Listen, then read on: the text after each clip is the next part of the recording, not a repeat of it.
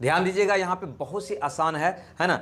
यहाँ पे एक चीज़ समझना होगा आपको, यहाँ पे गौर से देखो, अगर ये त्रिभुज की बात करो तो यहाँ पे एक दो दो दो बेस है ना, या दो ट्रायंगल इस बेस पे बन रहा है, एक एक दो ट्रायंगल, ई बेस पे भी एक एक दो ट्रायंगल, ई बेस पे भी एक एक दो ट्रायंगल, यानी कि यहाँ पे हम कह सकते हैं कि एक बेस पर ट्रायंगल की संख्या कितना है, दो है। यहाँ पे अगर गौर से देखो तो ये बेस पर कितना ट्रायंगल बन रहा है, तो कहोगे एक दो तीन ट्रायंगल, कितना, तीन। यहाँ पे भी एक दो तीन ट्रायंगल, इस बेस पर भी एक दो तीन ट्रायंगल। क्लियर। अगर इस ट्रायंगल में बात करें तो यहाँ पे देखो इस बेस पर कितना बन रहा है, तो एक दो तीन चार ट्रायंगल, इधर देखो एक दो तीन चार ट्रायंगल, इधर देखो एक दो तीन चार ट्रायंगल, यानी कि प्रत्येक बेस पर चार चार ट्रायंगल बन रहा है। अगर ऐसा कंडीशन हो कि तीनों बेस पर समान ट्रायंगल बने, यानी ए बेस पर भी, ए बेस पर भी, ए बेस पर भी, ए बेस पर भी, ए बेस पर भी और ए बेस पर भी समान ट्रायंगल बने, तो फिर चाहो तो ये फार्मूला तुम याद कर सकता है ना। ऐसे ज़्यादा हार्ड है नहीं, है ना, तुम याद कर सकता है। ये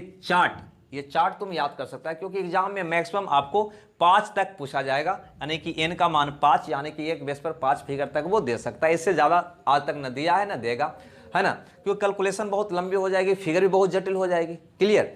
अब यहाँ पे अगर n का मान 1 होगा, है ना, तो ट्रायंगल के वो बनेगा एगो। अगर n का मान 2 होगा, n का मान 2, यानी कि एक बेस पर 2 ट्रायंगल बनेगा, तो टोटल ट्रायंगल संख्या कितना हो जाएगा, 5। उसी ढंग से एक बेस पर अगर 3 ट्रायंगल बनेगा तो टोटल ट्रायंगल संख्या कितना हो जाएगा, 13। एक बेस पर 1 2 3 4 ट्रायंगल बनेगा तो टोटल ट्रायंगल संख्या कितना हो जाएगा, 27। उसी ढंग से अगर एक बेस पर 5 फिगर बनेगा तो टोटल त्रिभुज की संख्या 48 हो जाएगा। 6 रहेगा तो 78, 7 रहेगा तो 118, 8 रहेगा तो 170, है ना। ऐसे इसको निकालने का तरीका भी है ना, लेकिन वो तरीका से बेहतर हम आपको एक फार्मूला दे देना चाहेंगे, है ना, क्योंकि काउंट जब जटिल होगा तो काउंट करना बहुत मुश्किल हो जाता है। तो इसके लिए एक फार्मूला भी आपको हम दे सकते हैं, लेकिन सबसे पहले ये बताओ, यहाँ पे अगर ये सारणी आपको याद होता तो यहाँ पे कितना ट्रायंगल होता, तो आप बताओ। अगर एक बेस पर दो ट्रायंगल बन रहा है तो टोटल ट्रायंगल संख्या कितना होता, तो कहते कि 5 होता। 5 मेरा प्रश्न का क्या होता, आंसर होता है। क्लियर। अगर एक बेस पर 1 2 3 ट्रायंगल बन रहा है तो ऐसा स्थिति में टोटल ट्रायंगल कितना बनता, तो कहते 13। ये टोटल के गो ट्रायंगल इसमें है, तो हम सीधे कह देते टोटल ट्रायंगल कितना है, 13। ये मेरा प्रश्न का जवाब होता। क्लियर। अगर एक बेस पर 1 2 3 4 ट्रायंगल बनता, तो 4 ट्रायंगल बनता, तो टोटल ट्रायंगल की संख्या कितना बनता, तो हम कह देते टोटल ट्रायंगल यहाँ पे बनेगा 27। क्लियर। कितना बनेगा इसमें, 27, है ना। अगर ये चार्ट याद है तब तो बहुत आसानी से सेकंडों में आप बता दोगे, लेकिन अगर चार्ट याद नहीं है तो क्या करेंगे, तो ध्यान दीजिएगा। यहाँ पे आपको बताते हैं एक फार्मूला, यहाँ पे याद रखिएगा। ट्रायंगल की संख्या जो होगा n into n plus 2, n into n plus 2 into 2n plus 1 बटा 8, याद रखिएगा। n into n plus 2 into 2n plus 1 बटा 8, चूंकि फॉर्मूला जाना पहचाना होगा, या कर देते हैं यहाँ पे। ध्यान दीजिएगा, n into n plus 2 into 2n plus 1 बटा 8, लेकिन यहाँ पे हम लिखेंगे माइनस 1 बटा 8, माइनस 1 बटा 8। कहो क्या मैंने ये दो फॉर्मूला क्यों लिखा या करके, तो जब इसको मिटा देते हैं थोड़ा सा, है ना, यहाँ पे लिखना होगा हमको। जब ये बेस पर संख्या जो है 2, यानी कि सम, 1 2 3 4 यानी कि सम, 6 यानी कि सम, यानी कि n अगर सम हो, n क्या हो, सम हो, तब आपका ये वाला काम करेगा।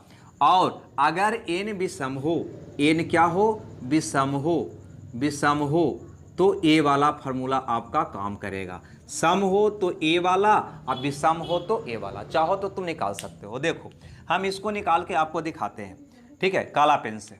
यहाँ पे n का मान कितना है, 2 है, तो टोटल ट्रायंगल कितना होगा, तो देखो n के स्थान पे 2 रखो, तो 2 गुना, क्योंकि n सम है तो ये फार्मूला लगेगा। विषम रहेगा तो सिर्फ इसको में से क्या कर दोगे, 1 माइनस करके 8 से भागा दोगे, यही करना है।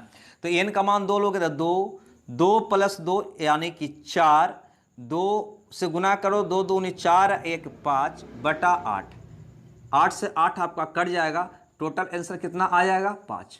यानी कुल ट्रायंगल कितना होगा इसमें, तो कहेंगे 5। कुल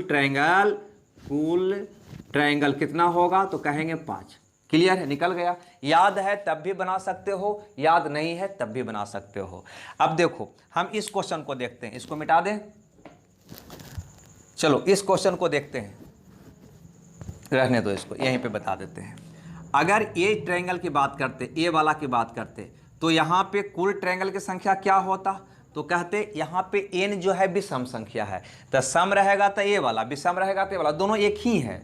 विषम रहेगा तो सिर्फ इसको में -1 करके घटाना है, बस इतने अंतर है। तो चलो ये तो विषम है, तो -1 करके 8 से भागा दोगे, तो क्या करोगे, n मतलब 3 गुना n+2 यानी कि 5 गुना n रखोगे तो 6 1 7 बटा -1 बटा 8 करना होगा आपको, है ना। तो ए वाला को गुना करके पहले 1 घटाओगे तब 8 से भागा दोगे, जब विषम रहेगा तो।